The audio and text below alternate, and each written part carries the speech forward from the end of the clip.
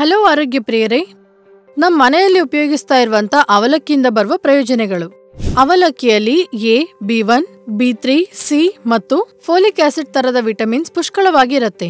ಹಾಗೆ calcium, iron, magnesium, phosphorus, sodium, potassium ಮತ್ತು zinc ತರದ ಖನಿಜಗಳು ಕೂಡ ಇರುತ್ತೆ. ಅಷ್ಟೇ ಅಲ್ಲದೆ ಅವಲಕ್ಕಿಯಲ್ಲಿ ಗ್ಲೈಸಮಿಕ್ ಇಂಡೆಕ್ಸ್ ಮತ್ತು ಕೊಲೆಸ್ಟ್ರಾಲ್ ಕಮ್ಮಿಯಾಗಿರುತ್ತೆ. ಅವಲಕ್ಕಿಯಲ್ಲಿ ಫೈಬರ್ ಜಾಸ್ತಿಯಾಗಿರುತ್ತೆ. ಇದು ರಕ್ತದಲ್ಲಿ ಗ್ಲೂಕೋಸ್ನ ಗ್ರಹಿಸೋಕೆ, ಸ್ಲೋ ಡೌನ್ ಮಾಡೋಕೆ ಸಹಾಯ ಮಾಡುತ್ತೆ ಮತ್ತು ಇನ್ಸುಲಿನ್ ಉತ್ಪತ್ತಿನ ಜಾಸ್ತಿ ಮಾಡಿ ಇನ್ಸುಲಿನ್ ನಿರೋಧಕತನ್ನು ಕಮ್ಮಿ ಮಾಡುತ್ತೆ. ಫೈಬರ್ ಜಾಸ್ತಿಯಾಗಿರುವಂತ ಆಹಾರ ಮಧುಮೇಹದಿಂದ ಬಾಧೆ ಪಡ್ತಾ ಇರುವವರಿಗೆ ಪ್ರಯೋಜನ ಆಗತ್ತೆ ಅಂತ ಪರಿಶೋಧನೆ ಹೇಳ್ತಾ ಇದೆ.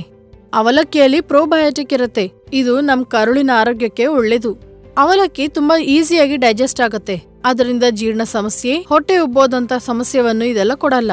ಅಷ್ಟೇ ಅಲ್ಲದೆ ಇದು ನಮ್ ಹೊಟ್ಟೆನ ತುಂಬಾ ಹೊತ್ತು ಫುಲ್ ಆಗಿರೋ ತರ ಮಾಡತ್ತೆ. ವೆಯ್ಟ್ ಲಾಸ್ ಆಗ್ಬೇಕನ್ನೋರಿಗೆ ಇದು ಆರೋಗ್ಯಕರವಾದ ಮತ್ತು ಆದರ್ಶವಂತವಾದ ಬ್ರೇಕ್ಫಾಸ್ಟ್ ಅಂತ ಅಧ್ಯಯನಗಳು ಹೇಳ್ತಾ ಇವೆ. ರಕ್ತಹೀನತೆಯಿಂದ ಬಾಧೆ ಪಡ್ತಾ ಇರುವವರಿಗೆ ಅವಲಕ್ಕಿ ತುಂಬಾ ಪ್ರಯೋಜನ ಆಗತ್ತಂತ ನಿಪುಣರು ಹೇಳ್ತಾ ಇದ್ದಾರೆ. ಯಾಕಂದ್ರೆ ಅವಲಕ್ಕಿಯಲ್ಲಿ ಐರನ್ ಜಾಸ್ತಿಯಾಗಿರತ್ತೆ. ಇದು ಅನಿಮಿಯಾನ ಎದುರ್ಕೊಳ್ಳಕ್ಕೆ ಸಹಾಯ ಆಗತ್ತೆ. ಅವಲಕ್ಕಿಯಲ್ಲಿ 76.9% ಕಾರ್ಬೋಹೈಡ್ರೇಟ್ಸ್ ಮತ್ತು 23% ಫ್ಯಾಟ್ಸ್ ಇರುತ್ತೆ. ಅದರಿಂದ ಬ್ರೇಕ್ಫಾಸ್ಟ್ ಆಗಿ ಇದು ತುಂಬಾ ಉತ್ತಮವಾದದ್ದು ಅನ್ಬೋದು. ಈ ಆರೋಗ್ಯಕರವಾದ ಕಾರ್ಬೋಹೈಡ್ರೇಟ್ಸ್ ನಮ್ಮ ದಿನಚರ್ಯದ ಕೆಲಸ ಮಾಡ್ಕೊಳ್ಳಕ್ಕೆ, ನಮ್ಮ ಮೈಗೆ ಬೇಕಾದಷ್ಟು ಶಕ್ತಿನ ಇದು ಪ್ರೊವೈಡ್ ಮಾಡುತ್ತೆ. ಅವಲಕ್ಕಿಯಲ್ಲಿ ಸೋಡಿಯಂ ಕಮ್ಮಿಯಾಗಿರುತ್ತೆ. ಅದರಿಂದ ಬ್ಲಡ್ ಪ್ರೆಷರ್ ಇರುವವರಿಗೆ ಇದು ಪ್ರಯೋಜನಕರ ಅಂತ ನಿಪುಣರು ಹೇಳ್ತಾ ಇದ್ದಾರೆ. ಅವಲಕ್ಕಿಯಲ್ಲಿ ಫ್ಯಾಟ್ಸ್, ಸೋಡಿಯಂ ಮತ್ತು ಕೊಲೆಸ್ಟ್ರಾಲ್ ಕಮ್ಮಿಯಾಗಿರುತ್ತೆ. ಅದರಿಂದ ಹಾರ್ಟ್ ಡಿಸೀಸಸ್ ನ ಕಮ್ಮಿ ಮಾಡಕ್ಕೆ ಇದು ಸಹಾಯ ಮಾಡುತ್ತೆ. ಆದ್ರೆ ಈ ವಿಷಯದ ಮೇಲೆ ಇನ್ನಷ್ಟು ಪರಿಶೋಧನೆ ಅಗತ್ಯ ಅಂತ ಅಧ್ಯಯನ ಹೇಳ್ತಾ ಇದೆ. ಅವಲಕ್ಕಿ ಬ್ರೈನ್ ಡೆವಲಪ್ಮೆಂಟ್ಗೆ ಸಹಾಯ ಮಾಡುತ್ತೆ.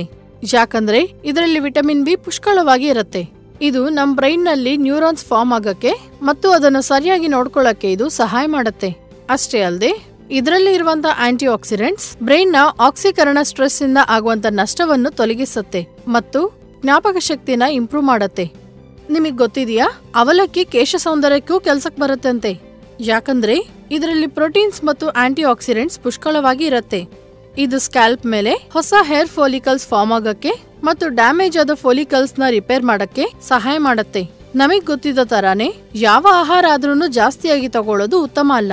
ಅದೇ ತರ ಅವಲಕ್ಕಿ ಕೂಡ ಮೋತಾದಕ್ಕಿಂತ ಜಾಸ್ತಿ ತಗೊಳ್ಳೋದ್ರಿಂದ ಹೊಟ್ಟೆ ನೋವು, ವಾಂತಿ, ಡಿಹೈಡ್ರೇಷನ್, ಅತಿಸಾರ ತರದ ಸಮಸ್ಯೆ ಬರುವಂತ ಚಾನ್ಸಸ್ ಕೂಡ ಇದೆ. ಅದರಿಂದ ಇದನ್ನು ಮಿತವಾಗಿ ತಗೊಂಡು ಇದರ ಪ್ರಯೋಜನಗಳನ್ನ ಪಡೆಯೋಣ. ಗಮನಿಸಿ, ಈ ವಿಡಿಯೋದಲ್ಲಿ ಕೊಟ್ಟಿರುವಂತ ಸಮಾಚಾರ ಯಾವುದೇ ವೈದ್ಯ ಚಿಕಿತ್ಸೆಗೆ ಪ್ರತ್ಯಾಮ್ನಾಯ ಅಲ್ಲ. ಅದೇ ನಿಮ್ಮ ಆರೋಗ್ಯ ಪರಿಸ್ಥಿತಿ ಪ್ರಕಾರ ವೈದ್ಯರತ್ತ ಚರ್ಚಿಸಿ ಈ ಸಲಹೆಗಳನ್ನ ಪಾಟಿಸಬೇಕನ್ನೋದು ಮರಿಬಾರದು.